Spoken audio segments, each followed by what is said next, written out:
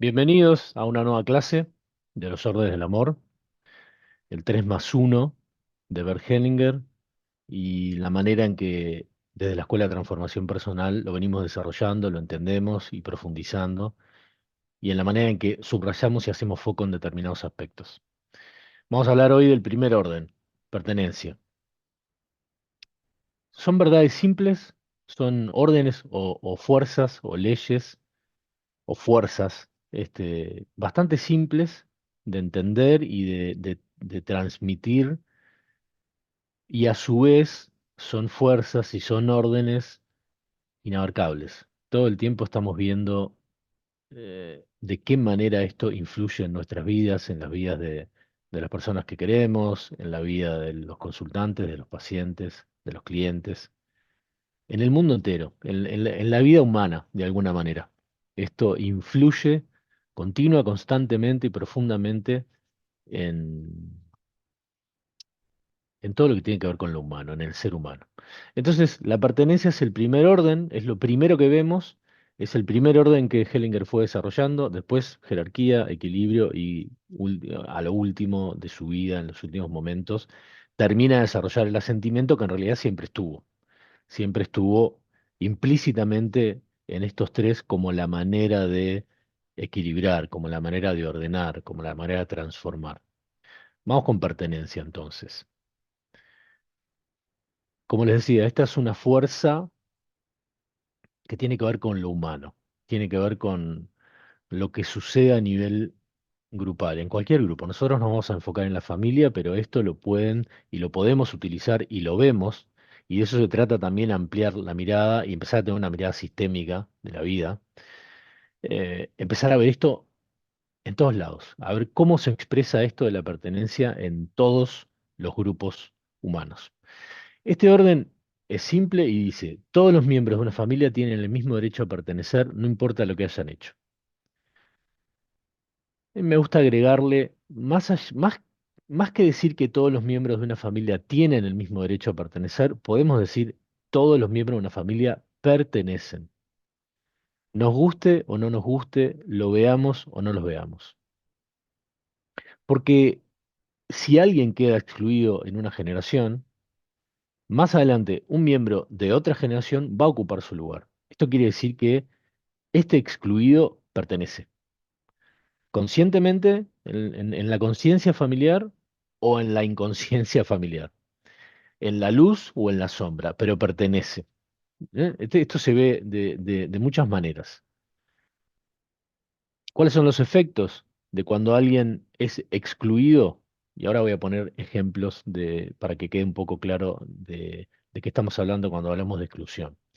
¿Cuál es el efecto de cuando alguien queda excluido? El efecto es que alguien de una nueva generación ocupa su lugar, repitiendo lo que sea que esa persona, por lo cual a esa persona la excluyeron.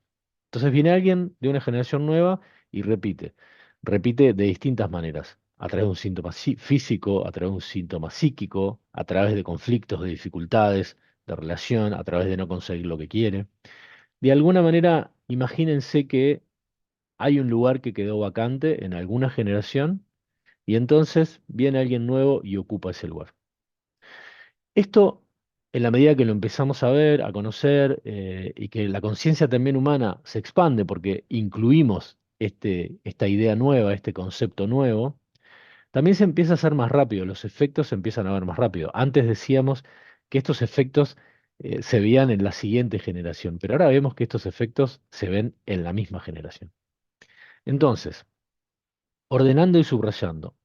En un grupo familiar, todos tienen el mismo derecho a pertenecer, no importa lo que hayan hecho. En una primera instancia, Hellinger decía, menos los que abandonan a sus hijos y los que asesinan.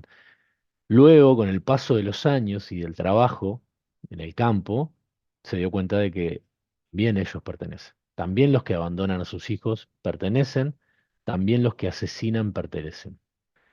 Es más, cuando alguien asesina, también queda unida el destino de esa familia, también queda unido al destino del asesinado.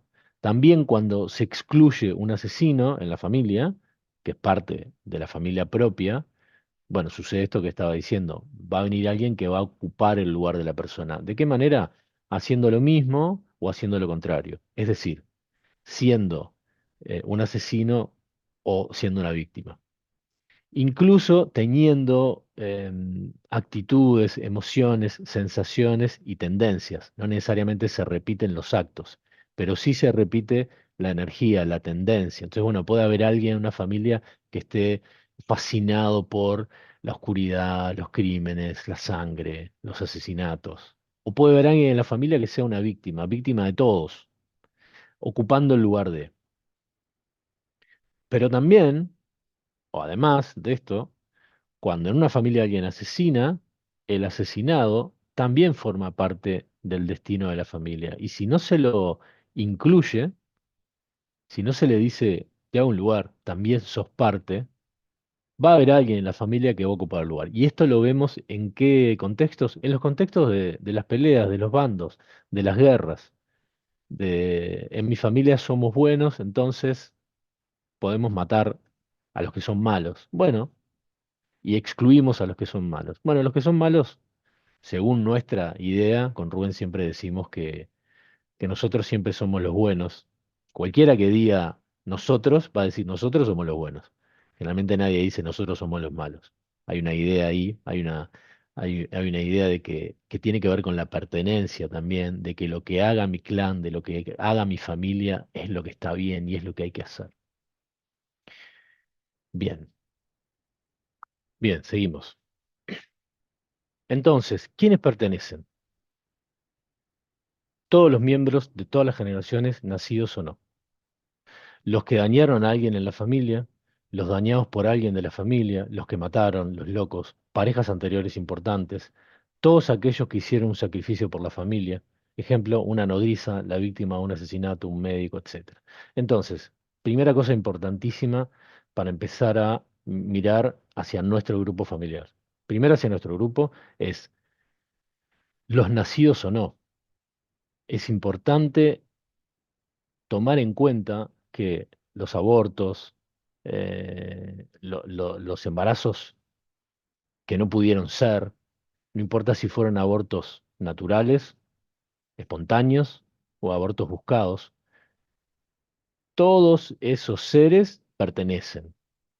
Quiere decir que si antes de mí, si yo soy el primogénito, el primero, pero antes de mí mamá tuvo dos abortos, yo no soy el primero. Yo soy el primero nacido, pero tengo dos hermanos no nacidos. ¿Se entiende? O después.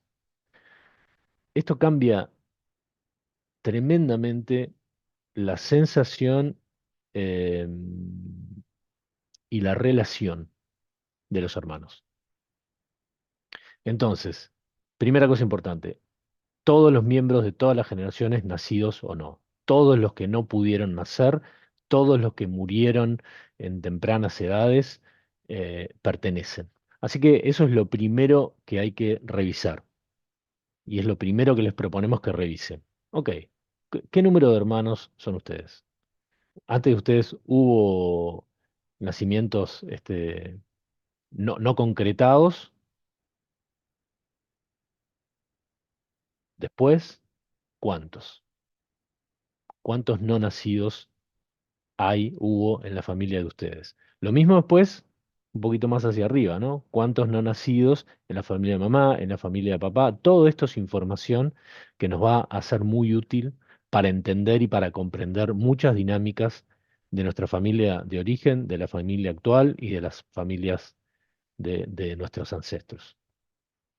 Siguiente tema, esto es enorme, se dan cuenta, ¿no? Piénsenlo, es enorme. Siguiente tema importante, los que dañaron a alguien de la familia o los dañados por alguien de la familia. Entonces también empezar a pensar, ok, ¿quiénes nos dañaron? Daños importantes, ¿sí? ¿Y a quiénes dañamos nosotros? Los que mataron. Con Rubén siempre decimos, en las familias de todos hay de todo. Imagínense toda la gente que vivió antes que nosotros en distintos contextos, este, que tuvo que pasar por hambrunas, por guerras, por situaciones impensables para nosotros, e hicieron cosas tal vez impensables para nosotros. Pero todo eso que esas personas hicieron tiene eco en nuestras vidas. Esa información está en nuestra vida. Entonces es importante ver, bueno, en la familia, los que mataron también, los locos. Esto se ve mucho. La tía que era media loca, que quedó soltera, que era rara y que vivía encerrada en un cuarto. Y de esa tía nadie habla. Bueno, ok, hay que traer a esa tía, hay que pensar en esa tía, hay que hacerle un lugar a esa tía, porque si no, el alma familiar, como decía Hellinger, si no hay una fuerza que lo que va a hacer es traer a esa tía. Parejas anteriores importantes. Esto es también fundamental. Parejas anteriores importantes de papá y de mamá. Muchas veces los hijos quedan aliados inconscientemente con parejas anteriores a las que no se le dio un lugar. Y todos aquellos que hicieron un sacrificio por la familia. Tema importante. Nosotros ahora estamos haciendo el trabajo al revés. En general, lo que hacemos es, a partir de un síntoma, a partir de un pedido de un cliente, ponemos en el campo real o en el campo virtual, cerrando los ojos y generando un campo con la persona, o a través de Zoom o de alguna otra herramienta virtual, y colocamos todo esto en el campo y vemos qué sucede. Nosotros ahora lo que les estamos proponiendo es que ustedes, antes de hacer eso, piensen, sienten y conecten con este orden. ¿Ok? Bueno, conectar con la pertenencia en la familia de cada uno. Y conectar. Vamos a hacer ejercicios, van a tener ejercicios para hacer esto, varias propuestas. Poder conectar con quién fue excluido, a quién tengo que hacerle un lugar. O dicho de otra manera, ¿con quién estoy en lealtad inconsciente? ¿Qué aspectos de mi vida difíciles tienen que ver con repeticiones de anteriores?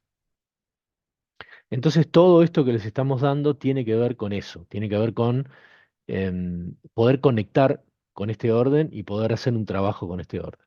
Así que todos pertenecen, nacidos o no nacidos. Esto es el primer aspecto importante de la pertenencia. Cualquier excluido en la familia, hay una fuerza que lo que va a hacer es traerlo de nuevo para que pertenezca. Y esto también, lo vamos a complicar un poquito y a profundizar un poco, vale para los aspectos internos de cada persona. Cualquier cosa que yo excluya de mí va a volver con fuerza, va a volver sombríamente, va a volver sin que yo lo pueda, sin que yo lo pueda controlar, sin que yo lo pueda ver, sin que yo lo pueda dirigir, va a volver compulsivamente. ¿Sí? Va a volver como un síntoma, de la misma manera, como un síntoma, como un problema de relación, como algo que no puedo hacer, quiero y no puedo, o no puedo dejar de hacer. Entonces también esto vale para los aspectos excluidos de cada uno. Por supuesto, los aspectos excluidos de cada uno de nosotros tienen que ver con exclusiones más concretas de nuestra familia. Entonces hay una pregunta interesante que es, ¿qué aspectos excluyo de mí? ¿Qué cosas no me permito sentir? ¿Qué cosas no me permito hacer? ¿Y esto con quién tendrá que ver? ¿En quién esto es coherente? ¿Quién habrá vivido algo coherente? Por ejemplo, tengo fobia al agua. No me puedo meter al agua.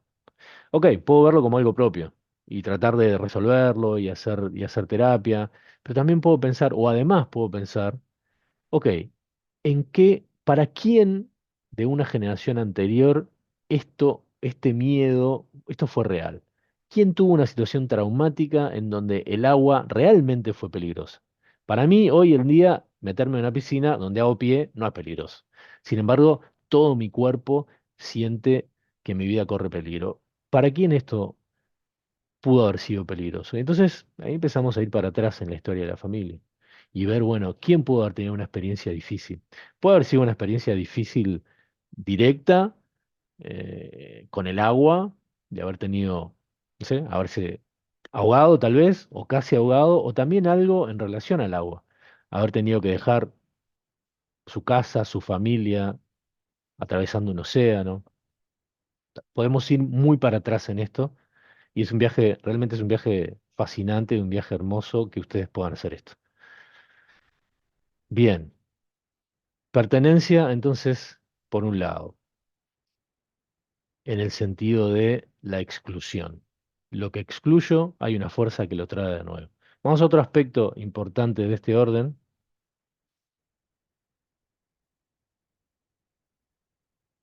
que tiene que ver con esta fuerza de ser parte del clan.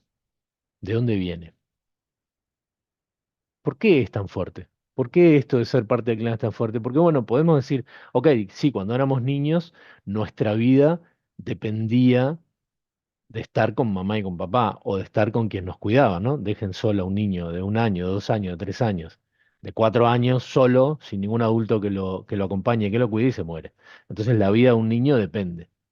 Pero también esto se une con algo más grande, con algo arquetípico, que tiene que ver con la historia de la humanidad, con la historia incluso de la especie, de que lo que nos permitió sobrevivir y evolucionar era pertenecer a un grupo, pertenecer a un grupo de animales, pertenecer a un clan, pertenecer a un país, pertenecer a una familia con mucha gente en etapas de nuestra evolución como seres humanos eh, más,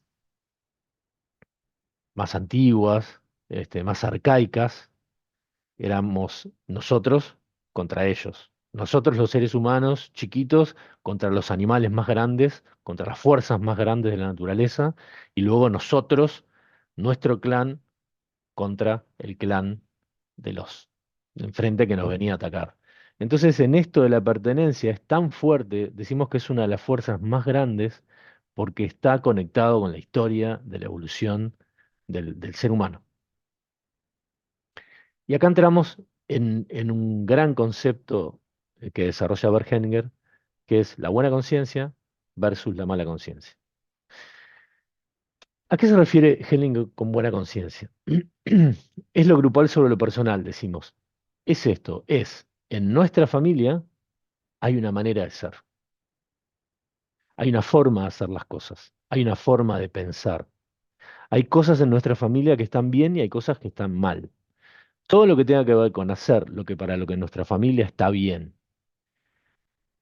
con nosotros hacer lo que para la familia está bien, nos genera buena conciencia. Hellinger decía, nos sentimos eh, inocentes. En realidad lo que él quería decir es que nos sentimos a salvo y pertenecemos. Para un niño, la manera de hacer las cosas es la manera que aprende en su familia. Y esto se une, de nuevo, con lo arquetípico, en donde para pertenecer, para sobrevivir, tengo que pertenecer. Entonces un niño tiene las dos cosas mezcladas. Ese amor enorme por mamá, por papá, por sus cuidadores, por sus hermanos, por los más grandes, que lo hace admirar todo lo que ve y creer solamente la versión familiar. Cuando éramos niños no teníamos opción de comparar, no sabíamos que habían otras maneras. Entonces, para nosotros la única manera era la de la familia. Ok, eso se une con lo arquetípico que decía recién, de que la pertenencia es lo más importante. Entonces, la buena conciencia, nosotros nos sentimos bien cuando hacemos lo que hay que hacer, cuando hacemos lo que dice mamá, cuando hacemos lo que dice papá. Nos sentimos inocentes si hacemos lo que nuestro grupo nos exige para pertenecer, más allá de las costumbres y la moral. Desde la perspectiva humana es la fuerza que nos mantiene unidos a la familia. Es una fuerza necesaria para crecer hasta cierto momento, de mantenerse se vuelve regresiva, imposibilitante y negativa. Necesitamos pertenecer en los primeros años de vida, necesitamos que nos abracen y necesitamos que nos digan cómo es el mundo, cómo son las cosas, qué tenemos que hacer. Luego llega un momento de la vida en que crecemos y hay una fuerza que nos impulsa a hacer las cosas a nuestra manera, a diferenciarnos de mamá y de papá. Eso es muy importante, conocerlo, entenderlo y sobre todo entender cuál es el nudo que no nos deja, cuáles son las cosas que están prohibidas en la familia. Acá ponemos la madre nutricia, el grupo sostenedor, versus la madre castradora, el grupo que asfixia. Es mamá cuidándome o lo maternal cuidándome y diciéndome, mi amor, así son las cosas, aunque me duela en su momento, pero mamá me estaba diciendo y papá y el grupo me decían, así hay que ser, así son las cosas. Y nosotros nos sentíamos seguros en ese esquema. Pero luego necesitamos crecer, necesitamos soltar a mamá, necesitamos soltar el grupo, necesitamos hacer las cosas a nuestra manera. Desde la perspectiva del viaje espiritual es el estado indiferenciado en el que somos uno con la totalidad sin haber pasado por la conciencia separada del ego. Esto quiere decir que, bueno, en una primera instancia, cuando somos niños chiquitos, somos uno con mamá, somos uno con el entorno. No sabemos que estamos separados y absorbemos todo, absorbemos y todo eso nos queda en las células. Luego después, cuando crecemos y queremos hacer las cosas diferentes, hay una fuerza que nos tira hacia atrás y que nos dice, no, no, no cambies, no, no lo hagas diferente, hacelo como siempre, hacelo a la vieja manera. Entonces, esa es la buena conciencia. Todo lo que me una a las maneras de mi familia, a lo tradicional, a cómo se hacen las cosas, lo sepa o no lo sepa, me genera buena conciencia. ¿Qué es la mala conciencia entonces? Lo personal sobre lo grupal. Es cuando una persona crece y dice, no, yo no quiero hacer las cosas así. No quiero ser como papá. No quiero ser como mamá.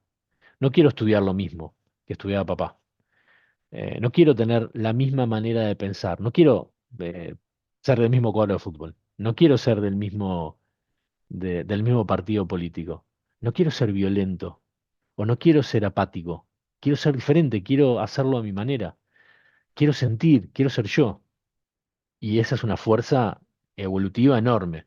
Pero tenemos que tener en cuenta, tenemos que saber que hay una fuerza regresiva que nos va a decir, no, no lo hagas, no lo hagas, porque cuando lo hagas te vas a sentir mal, te vas a sentir culpable.